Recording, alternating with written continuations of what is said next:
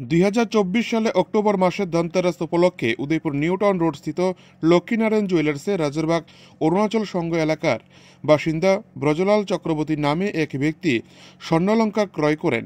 তখন ক্রেতাকে লক্ষ্মীনারায়ণ জুয়েলার্স থেকে দেওয়া হয় একটি লাকি কুপন, আর তাতেই ভাগ্য খুলে যায় ব্রজলাল চক্রবর্তীর।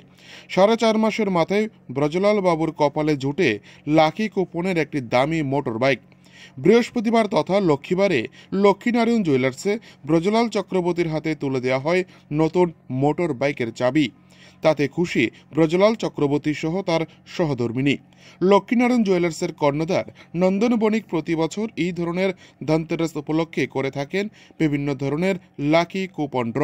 সর্বদিক থেকে লক্ষ্মীনারায়ণ জুয়েলার্স যেভাবে তাদের প্রতিটি কাস্টমারকে সার্ভিস দিয়ে থাকে, তাতে করে খুশি লক্ষ্মীনারায়ণ জুয়েলার্সে কেনাকাটা করতে আসা সমস্ত গ্রাহকরা।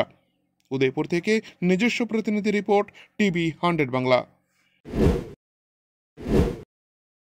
আজকের দিনে লক্ষ্মীনারায়ণ জুয়েলার্স পক্ষ থেকে আমি গত দুর্গাপুজো উপলক্ষে, শারদীয় দুর্গাপুজো উপলক্ষে, ধনতেরাসের উপলক্ষে আমরা এখানে কিছু অলংকার পাত কিনেছি।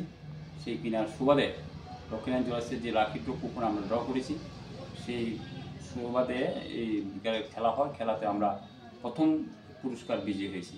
সেই উপলক্ষে লক্ষ্মীনারায়ণ জুয়েলার্সের কর্ণধার উনি আমাদেরকে সেই প্রথম পুরস্কার হিসাবে আমরা একটা বাইক পেয়েছি।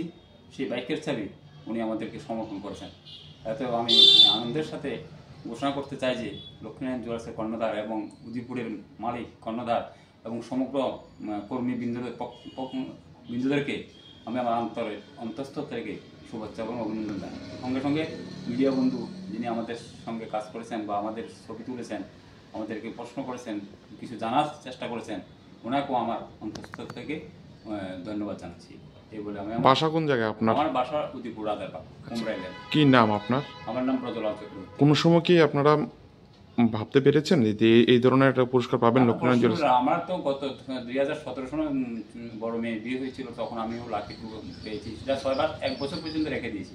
তারপর খোঁজ নিলাম যে না, এসব সম্বন্ধে কোনো কিছু আমরা কোনো পুরস্কার বিজয়ী হয়নি।